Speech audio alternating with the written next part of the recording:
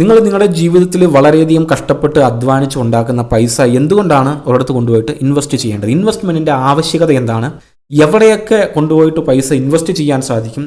ഏത് തരം ഇൻവെസ്റ്റ്മെൻറ്റ് ചെയ്താലാണ് ഏറ്റവും കൂടുതൽ റിട്ടേൺസ് കിട്ടുക? ഈ കാര്യങ്ങളാണ് ഇന്നത്തെ വീഡിയോയിൽ ഞാൻ നിങ്ങളുമായിട്ട് ഡിസ്കസ് ചെയ്യാൻ പോകുന്നത്. എൻ്റെ പേര് സത്യാശങ്കർ എന്നാണ്. ആദ്യമായിട്ടാണ് നിങ്ങൾ ഈ ചാനൽ കാണുന്നെങ്കിൽ സബ്സ്ക്രൈബ് ചെയ്തേക്കുക, തൊട്ടടുത്തുള്ള ബെൽ ബട്ടൺ എനേബിൾ ചെയ്യുക. ഈ വീഡിയോ ഇഷ്ടപ്പെടുകയാണെങ്കിൽ മറ്റുള്ളവരിലേക്ക് ഷെയർ ചെയ്തെത്തിക്കുക. എന്ത് സംശയമുണ്ടെങ്കിലും കമൻറ്റ് ബോക്സിൽ അറിയിക്കുക. വീഡിയോയിലേക്ക് കിടക്കാം. ഞാനിതൊരു സീരീസ് ഓഫ് വീഡിയോസ് ആയിട്ടാണ് പ്ലാൻ ചെയ്തിരിക്കുന്നത്. ഈ കോഴ്സ് ഡിസൈൻ ചെയ്തിരിക്കുന്നത് ഞാനല്ല. ഇന്ത്യയിൽ പേഴ്സണൽ ഫിനാൻസ് ആൻഡ് സ്റ്റോക്ക് മാർക്കറ്റിനെ കുറിച്ച് പഠിക്കണമെങ്കിൽ ഉള്ളതിൽ ഏറ്റവും നല്ല റിസോഴ്സ് എന്ന് പറഞ്ഞാൽ സെറോദ വാഴ്സിറ്റിയാണ്. ഇത് ഫ്രീ ആണ്, ഓപ്പൺ സോഴ്സ് ആണ്. സൈൻ അപ്പ് ചെയ്യേണ്ടതില്ല, സൈൻ ഇൻ ചെയ്യേണ്ടതില്ല. നമ്മൾ പോകുന്നു, പഠിക്കുന്നു, എല്ലാ കാര്യങ്ങളും മനസ്സിലാക്കുന്നു. ഇപ്പം ഒട്ടേറെ financial influencers, especially millennials, personal financial journey start ചെയ്തത് തന്നെ സെറോദ വാഴ്സിറ്റിയിൽ നിന്നുമാണ് എന്നുള്ള കാര്യം ഒരു ഓപ്പൺ ആയിട്ട് എഗ്രി ചെയ്തിട്ടുണ്ട്. ആ സെയിം സെറോദ വാഴ്സിറ്റിയിൽ നിന്നുള്ള കാര്യങ്ങളാണ് ഞാൻ നിങ്ങൾക്ക് പഠിപ്പിച്ചു തരാൻ പോകുന്നത്. ഈ സെറോദ വാഴ്സിറ്റി ഇംഗ്ലീഷിലും ഹിന്ദിയിലും കണ്ടന്റ് അവൈലബിൾ ആണ്. ഇതിലേക്കുള്ള ലിങ്ക് താഴെ ഞാൻ ഡിസ്ക്രിപ്ഷനിൽ കൊടുത്തിട്ടുണ്ട്. നിങ്ങൾക്ക് വേണമെങ്കിൽ ചെക്ക് ചെയ്തിട്ട് വേണമെങ്കിൽ വായിച്ച് പഠിക്കാം. പക്ഷേ നമ്മളിവിടെ ചെയ്യാൻ പോകുന്നത് സെറോദ വാഴ്സിറ്റിയിൽ അവർ സ്ട്രക്ചർഡ് ആയിട്ട് കൊടുത്തിരിക്കുന്ന കണ്ടന്റ് അതേ ഫോർമാറ്റിൽ, അതേ ഓർഡറിൽ ഓരോ കാര്യങ്ങളും മലയാളത്തിൽ നിങ്ങൾക്ക് പഠിപ്പിച്ചു തരാൻ പോവുകയാണ്. അതാണ് ചെയ്യാൻ പോകുന്നത്. ഈ ഫിനാൻഷ്യൽ ലിറ്ററസി എന്നുള്ള കാര്യം വളരെയധികം ഇമ്പോർട്ടൻ്റ് ആണ്. ഈ കാര്യം എല്ലാവരും മനസ്സിലാക്കണം. സ്റ്റോക്ക് മാർക്കറ്റ് എന്താണ്, പേഴ്സണൽ ഫിനാൻസ് എന്താണ്, എങ്ങനെ പൈസ കൂട്ടാൻ പറ്റും, നമ്മൾ പൈസ വെറുതെ വെച്ചുകൊണ്ട് കാര്യമില്ല, ഇൻവെസ്റ്റ് ചെയ്യണം. അപ്പോൾ എന്താണ് ഇൻവെസ്റ്റ്മെൻറ്റ്, എങ്ങനെ ചെയ്യാം തുടങ്ങിയ കാര്യങ്ങൾ നമുക്ക് വിശദമായിട്ട് നോക്കാം. അപ്പോൾ ഏറ്റവും ആദ്യം എന്തുകൊണ്ട് നമ്മൾ ഇൻവെസ്റ്റ് ചെയ്യുന്നു എന്ന് അറിയാൻ വേണ്ടി നമ്മളൊരു കാര്യം മനസ്സിലാക്കാം. നിങ്ങൾക്ക് ഒരു 30 വയസ്സാണ് പ്രായം എന്ന് കരുതിക്കോളൂ. നിങ്ങളുടെ മന്ത്ലി ഇൻകം എന്ന് പറഞ്ഞാൽ 50,000 രൂപയാണ്. അപ്പം ഇയർ ഓൺ ഇയർ നിങ്ങൾക്ക് 10% വെച്ചിട്ട് ഹൈക്ക് ഉണ്ടാകുന്നുണ്ട്. അതേസമയം ഇൻഫ്ലേഷൻ റേറ്റ് എന്ന് പറഞ്ഞാൽ 8% ആണെന്നും കൂടി കരുതുക. ഇൻഫ്ലേഷൻ റേറ്റ് എന്ന് പറഞ്ഞാൽ ഇന്ന് 100 രൂപയ്ക്ക് കിട്ടുന്ന, ഈ വർഷം 100 രൂപയ്ക്ക് കിട്ടുന്ന സാധനം അടുത്ത വർഷം 109 രൂപയാകും. 8 to 9% ഇപ്പോൾ ഇൻഫ്ലേഷൻ റേറ്റ്. നിങ്ങളുടെ സാലറി 10% വെച്ച് ഹൈക്ക് ആകുന്നുണ്ട്. അപ്പോൾ എല്ലാ കമ്പനിയിൽ നിന്നും അങ്ങനെ കിട്ടിക്കൊള്ളുന്നില്ല. നിങ്ങളെ കമ്പനിയിൽ അങ്ങനെ കിട്ടുമെന്ന് വിചാരിക്കാം. അപ്പോൾ നിങ്ങൾക്ക് ഈ കിട്ടുന്ന പൈസയിൽ ഏറ്റവും ആദ്യത്തെ വർഷം കിട്ടുന്നത് ഈ 50,000 രൂപ പെർ മന്തിൽ 30,000 രൂപ നിങ്ങൾ നിങ്ങളുടെ എക്സ്പെൻസസിന് വേണ്ടി മാറ്റിവെക്കുന്നു. 30,000 രൂപ എക്സ്പെൻസിലേക്ക് മാറ്റി വെച്ച് കഴിഞ്ഞാൽ ബാക്കി വരുന്നത് 20,000 രൂപയാണ്. ഈ 20,000 രൂപ നിങ്ങൾ ഒന്നും കൊണ്ടുപോയി ഇൻവെസ്റ്റ് ചെയ്യുന്നില്ല. ഓക്കെ, സിസ്റ്റമാറ്റിക്കായിട്ട് ഇങ്ങ് ഇൻവെസ്റ്റ് ചെയ്യാതെ നിങ്ങൾ പിഗ്ഗി ബാങ്കിൽ ഒരു കുടുക്കൊക്കെ ഇട്ട് വയ്ക്കുന്ന പോലെ അലമാരിക്കത്തോ എവിടെയെങ്കിലുമൊക്കെ സൂക്ഷിച്ച് വെച്ചിരിക്കുന്നു. ഓക്കെ, പത്മനാഭസ്വാമി ക്ഷേത്രത്തിലൊക്കെ ഈ നിലവറയിൽ, ബി നിലവറയിലൊക്കെ വെച്ചിരിക്കുന്ന പോലെ നിങ്ങൾ ഏതോ ഒരു നിലവറയിൽ ഈ പൈസ എല്ലാം അങ്ങനെ സൂക്ഷിച്ച് വെച്ചിരിക്കുന്നു. അങ്ങനെ സൂക്ഷിച്ച് വെച്ച് കഴിഞ്ഞാൽ 20 വർഷം കഴിഞ്ഞിട്ട് നിങ്ങൾക്ക് 50 വയസ്സാകുമ്പോൾ നിങ്ങൾ റിട്ടയർമെൻറ്റ് ചെയ്യാൻ നിങ്ങൾ പ്ലാൻ ചെയ്തു എന്ന് വിചാരിക്കാം. ഈ റിട്ടയർമെൻറ്റ് ചെയ്യുന്ന സമയത്ത് നിങ്ങളുടെ കയ്യിൽ എത്ര രൂപ ഉണ്ടാകുമെന്നറിയോ? അപ്പോൾ ആ ഒരു കാൽക്കുലേഷനാണ് ഇവിടെ കാണിച്ചിരിക്കുന്നത്. ഇപ്പോൾ ഓരോ വർഷവും നിങ്ങൾക്ക് ലഭിക്കുന്ന ഇൻകം, അതിൽ നിന്നുള്ള എക്സ്പെൻസ് ഇത്രയായിരിക്കും, നിങ്ങൾ സേവ് ചെയ്ത് വെച്ചിരിക്കുന്ന ക്യാഷ് ഇത്രയാണ് എന്നുള്ള കാര്യം മൊത്തം കൂടി കാൽക്കുലേറ്റ് ചെയ്ത് വെച്ചിട്ട് 20 വർഷത്തിൻ്റെ എൻഡിൽ നിങ്ങളുടെ കയ്യിലുണ്ടാവാൻ പോകുന്ന തുക എന്ന് പറഞ്ഞാൽ 1,78,00,000 രൂപയാണ്. 1.7 നിയർലി 1.8 crore. അപ്പോൾ 1,80,00,000 രൂപ നിങ്ങൾ 20 വർഷം കൊണ്ട് നിങ്ങളുടെ കയ്യിലുണ്ടാകും. പക്ഷേ ഈ 1,80,00,000 രൂപ എന്ന് പറഞ്ഞാൽ അന്നത്തെ കാലഘട്ടത്തിൽ വലിയ തുകയാണോ എന്ന് ചോദിച്ചാൽ വലിയ തുകയൊന്നുമല്ല. ഇപ്പോൾ 20 വർഷം കഴിഞ്ഞിട്ട് ഇൻഫ്ലേഷൻ റേറ്റും 8% വെച്ച് കൂടി വരികയാണ്. നിങ്ങളുടെ ജീവിത ചെലവും വല്ലാണ്ടും കൂടും. ആ ഒരു ടൈമിൽ ഈ ഇൻഫ്ലേഷൻ റേറ്റും മറ്റ് എക്സ്പെൻസസും എല്ലാം കൂടി കണക്കിലെടുത്തിട്ട് ഈ 1.8 crore rupees വെച്ച് നിങ്ങൾ എത്ര നാളും കൂടി നിങ്ങളുടെ ജീവിതം മുന്നോട്ട് കൊണ്ടുപോകാം എന്നുള്ളൊരു കാൽക്കുലേഷൻ ഉണ്ട്. ഈ രീതിയിൽ 50 വയസ്സിൽ നിങ്ങൾ റിട്ടയർ ആയി കഴിഞ്ഞാൽ ഒരു 8 വർഷം കൂടിപ്പോയി കഴിഞ്ഞാൽ ഒരു 8 വർഷം കൂടി ഈ ഒരു തുക കൊണ്ട് നിങ്ങളുടെ ജീവിതം കഴിച്ചു കൂട്ടാം. 8ാമത്തെ വർഷം മുതൽ എന്ത് ചെയ്യണമെന്നറിയാതെ വീണ്ടും നമ്മൾ വളരെയധികം ഫിനാൻഷ്യലി ടൈറ്റ് ആയിട്ടുള്ള സിറ്റുവേഷനിലേക്ക് വരും. മനസ്സിലായോ? അപ്പോൾ നമ്മൾ ചെയ്യുന്ന കാര്യം, നമ്മൾ പൈസ സൂക്ഷിച്ച് വെച്ചു, നല്ല കാര്യമാണ്. പക്ഷേ ആ പൈസ സൂക്ഷിച്ച് വെച്ചത് കൊണ്ട് നമ്മുടെ റിട്ടയർമെൻറ്റിന് ശേഷം ഒരു 8 വർഷത്തിനപ്പുറം നമുക്ക് നമ്മുടെ ലൈഫിനെ സ്മൂത്തായിട്ട് കൊണ്ടുപോകാൻ സാധിക്കുന്നില്ല. അപ്പോൾ അങ്ങനെയുള്ളപ്പം ഇതൊരു നല്ല മോഡ് ഓഫ് ഇൻവെസ്റ്റ്മെൻ്റ് അല്ലേ? അങ്ങനെയാകുമ്പോൾ സിസ്റ്റമാറ്റിക്കായിട്ട് ഇൻവെസ്റ്റ് ചെയ്യാനുള്ള വഴികൾ ഏതൊക്കെയാണ് എന്നുള്ള കാര്യം നമുക്ക് നോക്കാം. സിസ്റ്റമാറ്റിക്കായിട്ട് ഇൻവെസ്റ്റ് ചെയ്യാനുള്ള വഴികളെന്ന് പറഞ്ഞാൽ ഏറ്റവും ആദ്യം ഫിക്സ്ഡ് ഇൻകം സ്ട്രീംസ് ആണ്. ഫിക്സ്ഡ് ആയിട്ട് ഇൻകം വന്നുകൊണ്ടിരിക്കുന്ന ചില സ്ട്രീംസ് ഉണ്ട്, അത്. പിന്നെ രണ്ടാമത്തേത് ഇക്വിറ്റി എന്നുള്ളതാണ്. മൂന്നാമത്തേത് റിയൽ എസ്റ്റേറ്റ് ആണ്. നാലാമത്തേത് കൊമോഡിറ്റീസ് ആണ്. ഇതിൽ ഏറ്റവും ആദ്യം ഫിക്സ്ഡ് ഇൻകം ഇൻസ്ട്രുമെൻറ്റ്സ് ഏതൊക്കെയാണെന്ന് നോക്കാം. അതിൽ എങ്ങനെ പൈസ ഇൻവെസ്റ്റ് ചെയ്യാം, അതിൽ നിന്ന് എത്ര റിട്ടേൺ കിട്ടുമെന്ന കാര്യം നോക്കാം. ഫിക്സ്ഡ് ഇൻകം ഇൻസ്ട്രുമെൻറ്റ്സ് എന്ന് പറയുമ്പോൾ നമുക്ക് ബാങ്കിൻ്റെ ഫിക്സ്ഡ് ഡെപ്പോസിറ്റ് ആണ് എല്ലാവരുടെയും, വളരെ ഫേമസ് ആയിട്ടുള്ള എല്ലാവരുടെയും മൈൻഡിൽ വരുന്നത്. പിന്നെ ബോൺസ്, ഇപ്പം ഗവൺമെൻറ് ഓഫ് ഇന്ത്യ ഇഷ്യൂ ചെയ്യുന്ന ചില ബോൺസ് ഒക്കെ ഉണ്ട്. അതിലേക്ക് എല്ലാ സാധാരണക്കാരെല്ലാം ബോൺസിലേക്കൊക്കെ ചിലപ്പോൾ ഇൻവെസ്റ്റ് ചെയ്ത് കൊള്ളണമെന്നില്ല. അപ്പോൾ ഫിക്സ്ഡ് FD ആണ് എല്ലാവരുടെയും മൈൻഡിലേക്ക് ഏറ്റവും ആദ്യം വരിക, ഫിക്സ്ഡ് ഡെപ്പോസിറ്റ്. ഈ ഫിക്സ്ഡ് ഡെപ്പോസിറ്റിൽ ഇപ്പോൾ എത്ര പെർസെൻറ്റേജ് ആണ് വരുന്നത് എന്നുള്ള കാര്യം നോക്കിക്കഴിഞ്ഞാൽ ആവറേജ് 5 to 6% ആണ് ഫിക്സ്ഡ് ഡെപ്പോസിറ്റിൽ നമുക്ക് ഇൻകം വരുന്നത്.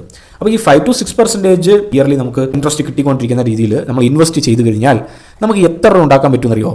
നമ്മൾ 20 വർഷം കഴിഞ്ഞിട്ട് ഉണ്ടാക്കാൻ പോകുന്ന പൈസ എന്ന് പറഞ്ഞാൽ ഇച്ചിരി കൂടി നമ്മൾ ജനറലൈസ്ഡ് ആയിട്ട് 9% per annum എന്ന് നോക്കിയാൽ പോലും 3.3 crores ആണ്. പക്ഷേ ഈ 3.3 crore നമുക്ക് കിട്ടുകയില്ല. കാരണം ഈ 9% പെർ ആനം ഫിക്സ്ഡ് ഡെപ്പോസിറ്റിൽ എല്ലാ ബാങ്ക്സും തരികയല്ല. ഫിക്സ്ഡ് ഇൻകം നമുക്ക് തരുന്നതിൽ ഏറ്റവും ബെസ്റ്റ് ചില ബോൺസ് ആണ്, കോർപ്പറേറ്റ് ബോൺസ് ഒക്കെയാണ്. ഇവർ നമുക്ക് തരുന്ന ഇൻട്രസ്റ്റ് റേറ്റ് എന്ന് പറഞ്ഞാൽ ആവറേജ് 9% പെർ ആനം എന്നാണ്. ഇതിൻ്റെ പ്രത്യേകത, നമ്മൾ പൈസ കൊണ്ടുപോയിട്ട് കഴിഞ്ഞാൽ ഈ 9% ഫിക്സ്ഡ് ആണ്, നമുക്ക് ഉറപ്പായിട്ടും കിട്ടും, ഒരു റിസ്ക്കും ഇല്ല. അത് അതിൻ്റെ ഒരു പ്ലസ് പോയിന്റ് ആണ്. അപ്പോൾ നിങ്ങൾക്ക് കണ്ടാൽ മനസ്സിലായിട്ടുണ്ടാവും ഏതാണ്ട് ഇതിൻ്റെ ഇരട്ടിയോളം പൈസ അല്ലേ. ഒന്നും എവിടെയും ഇൻവെസ്റ്റ് ചെയ്യാതെ വെറുതെ കയ്യിൽ പൈസ വെച്ചിരുന്നതിൻ്റെ ഇരട്ടി പൈസയാണ് നമ്മൾ ഒരു ഫിക്സ്ഡ് ഡെപ്പോസിറ്റിൽ കൊണ്ടുപോയി പൈസ ഇട്ടപ്പോഴത്തേക്കും കിട്ടുന്നത്. ഇപ്പോൾ 3.3 crores. ഓക്കെ, പക്ഷെ അങ്ങനെ ആകുമ്പോൾ പോലും അതിലൊരു ട്വിസ്റ്റ് ഉണ്ട്. ഈ 3.3 crores എന്ന് പറഞ്ഞാൽ നമ്മൾ ഇവിടെ ഇൻഫ്ലേഷനെ ബീറ്റ് ചെയ്യുന്നില്ല. ഇൻഫ്ലേഷൻ ഇയർ ഓൺ ഇയർ നമുക്ക് 8%, 9% വെച്ചിട്ട് സാധനങ്ങളുടെ ഹൈക്കും കൂടിക്കൊണ്ടിരിക്കുകയാണ്. അങ്ങനെ ആകുമ്പോൾ ആ ഒരു സെയിം ഇതാണ്, നമ്മൾ പൈസ ഒന്നും ഇവിടെ ഉണ്ടാക്കിയിട്ടില്ല എന്നുള്ളതാണ് സത്യം. Year on year inflation rate 8% ആകുമ്പോൾ നമുക്ക് കിട്ടുന്ന ഫിക്സ്ഡ് ഡെപ്പോസിറ്റ് എന്ന റേറ്റും 8 to 9% ആകുമ്പോൾ നമ്മൾ ടെക്നിക്കലി പ്രത്യേകിച്ച് അധിക പൈസ ഒന്നും ഉണ്ടാക്കുന്നില്ല എന്നുള്ളതാണ് സത്യം. നമ്മൾ വെറുതെ പൈസ വെച്ചിരിക്കുമ്പോൾ നമ്മൾ ആക്ച്വലി മണി ലൂസ് ചെയ്യുകയാണ് ചെയ്യുന്നത്. ഫിക്സ്ഡ് ഡെപ്പോസിറ്റ് പോലെ 9% ഒക്കെ തരുന്ന ഫിക്സ്ഡ് ഡെപ്പോസിറ്റിൽ പോയി പൈസ ഇടുമ്പം നമ്മൾ കൂടുതലായിട്ട് അഡീഷണൽ ആയിട്ട് ഒരു പൈസ ഉണ്ടാക്കുന്നില്ല.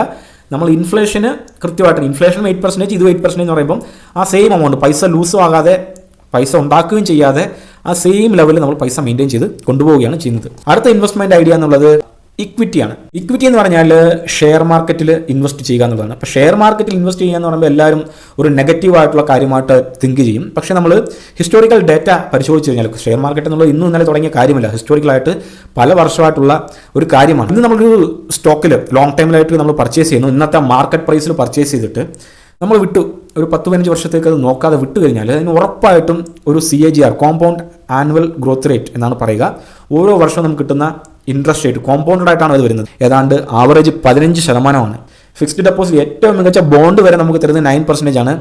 സ്റ്റോക്ക് മാർക്കറ്റിൽ ഇക്വിറ്റിയിൽ ലോങ് ടൈമിൽ നമ്മൾ ഇൻവെസ്റ്റ് ചെയ്ത് കഴിഞ്ഞാൽ, അതായത് ഇക്വിറ്റിയിൽ ഇന്ന് ഇൻവെസ്റ്റ് ചെയ്തിട്ട് 1 വർഷം കഴിഞ്ഞോ 2 വർഷം കഴിഞ്ഞോ 3 മാസം കഴിഞ്ഞിട്ടൊക്കെ എടുത്തു കഴിഞ്ഞാൽ ചിലപ്പോൾ നമുക്ക് ഇട്ട പൈസേക്കാളും കുറവായിരിക്കും ചിലപ്പം, മോസ്റ്റ് ഓഫ് ദ കേസസ് അല്ലേ. പക്ഷേ അത് ലോങ് ടൈമിലേക്ക് 10, 15, 20 വർഷമൊക്കെ നമ്മളിങ്ങനെ വിട്ട് കഴിഞ്ഞാൽ ലോങ് ടൈം പീരീഡിൽ എല്ലാ സ്റ്റോക്സിൻ്റെയും പൈസ അപ്പർ ട്രെൻഡിൽ പോയ ചരിത്രം മാത്രമേ ഉണ്ടായിട്ടുള്ളൂ.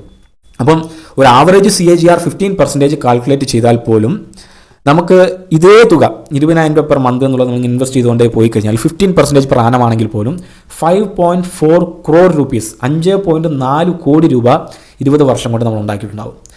ഇത് മറ്റ് 2 സ്ട്രീംസിനെയും അപേക്ഷിച്ചിട്ട് വളരെ വളരെ വളരെ വലിയൊരു തുകയാണ്. അപ്പോൾ ഈ ഒരു പൈസ വെച്ചിട്ട് നിങ്ങൾക്കറിയാം 1.8 crore വെച്ചിട്ട് നമുക്ക് 8 വർഷം ചെയ്യാമെങ്കിൽ അത് കഴിഞ്ഞിട്ട് നമ്മൾ പ്രോപ്പറായിട്ട് ഇൻവെസ്റ്റ് ഒക്കെ ചെയ്ത് പോയി കഴിഞ്ഞാൽ നമുക്ക് ഈ പൈസ കൊണ്ട് കുറേയും കൂടി അധികം വർഷങ്ങൾ ജീവിക്കാൻ സാധിക്കും. ഇനി അടുത്ത ഓപ്ഷൻ എന്താണെന്നുള്ള കാര്യം നമുക്ക് നോക്കാം. അടുത്ത് നമ്മുടെ പൈസ കൊണ്ടുപോയിട്ട് ഇൻവെസ്റ്റ് ചെയ്യാൻ സാധിക്കുന്നത് റിയൽ എസ്റ്റേറ്റിലാണ്. ഇപ്പോൾ റിയൽ എസ്റ്റേറ്റ് എന്ന് പറയുമ്പോൾ സ്ഥലം വാങ്ങിക്കുക, വീട് വയ്ക്കുക തുടങ്ങിയ കാര്യങ്ങളാണ്. അപ്പോൾ ഈ സ്ഥലം വാങ്ങിക്കുന്നതിലും വീട് വയ്ക്കുന്നതിലും 2 വിധത്തിലാണ് നമുക്ക് ഇൻകം വരിക.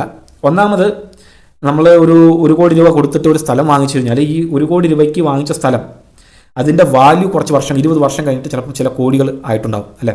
അപ്പോൾ ആ രീതിയിലുള്ള ഇൻകം. പിന്നെ രണ്ടാമത്, നമ്മളൊരു വീടൊക്കെ വെച്ചിട്ട് റെൻറ്റിന് വിടുകയാണെങ്കിൽ അതിൽ നിന്ന് കിട്ടുന്ന വരുമാനം. റെൻ്റൽ ഇൻകം എന്നൊക്കെ പറഞ്ഞാൽ തീരെ കുറവാണ്. 2 to 3% മാത്രമേ റെൻ്റൽ ഇൻകം ആയിട്ട് നമുക്ക് എല്ലാ വർഷവും എക്സ്പെക്ട് ചെയ്യാൻ സാധിക്കുള്ളൂ.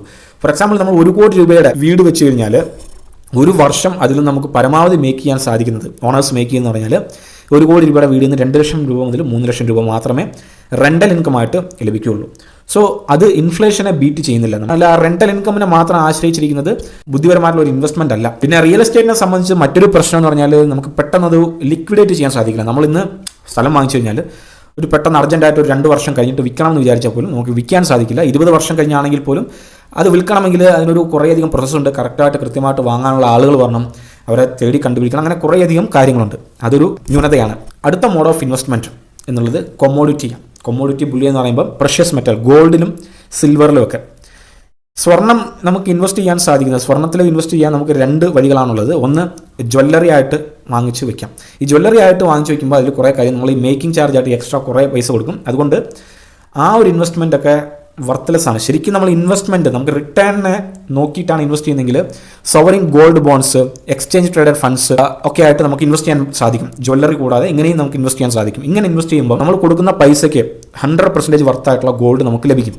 അപ്പോൾ ഈ ഒരു ഗോൾഡിൽ അതേപോലെ സിൽവറിലൊക്കെ ഇൻവെസ്റ്റ് ചെയ്യുമ്പം ഇതിൽ കഴിഞ്ഞ 20 വർഷമായിട്ട് നോക്കിയിരിക്കുന്ന ട്രെൻഡ് എന്ന് പറഞ്ഞാൽ ഇയർ ഓൺ ഇയർ ഒരു CAGR വന്നിരിക്കുന്നത് 5 to 8% ആണ്, ആവറേജ് 5 to 8% ആണ്. അപ്പോൾ ആ ഒരു കണക്കെടുത്ത് നോക്കിയാൽ പോലും നമ്മുടെ ഫിക്സ്ഡ് ഡെപ്പോസിറ്റിൽ FDയിൽ ഇടുന്ന ഏതാണ്ട് അതേ രീതിയിലുള്ള റിട്ടേൺസ് ആണ് ഗോൾഡിലും സിൽവറിലും നമുക്ക് ലഭിക്കുന്നത്. ഗോൾഡിലൊക്കെ ഇൻവെസ്റ്റ് ചെയ്ത് കഴിഞ്ഞാൽ നമുക്ക് കിട്ടുന്ന കാൽക്കുലേറ്റ് ചെയ്ത് കാണിച്ചിട്ടുണ്ട് 8% പെർ ആനം വെച്ച് നമുക്ക് നോക്കിയാൽ പോലും 20 വർഷം കഴിഞ്ഞിട്ട് 20,000 രൂപ പെർ മന്ത് എന്നുള്ള രീതിയിൽ നമ്മൾ ഇൻവെസ്റ്റ് ചെയ്തുകൊണ്ട് കഴിഞ്ഞാൽ കിട്ടാൻ പോകുന്ന പൈസ 3.09 crores ആണ്. ഒരു 4 തരത്തിലുള്ള ഇത് നോക്കി ഏറ്റവും ആദ്യം ഇൻവെസ്റ്റ്മെൻറ്റ് ഒന്നും ചെയ്യാതെ വെച്ചിരുന്നു കഴിഞ്ഞാൽ ജസ്റ്റ് 1.8 crore rupees മാത്രമേ കിട്ടുകയുള്ളൂ.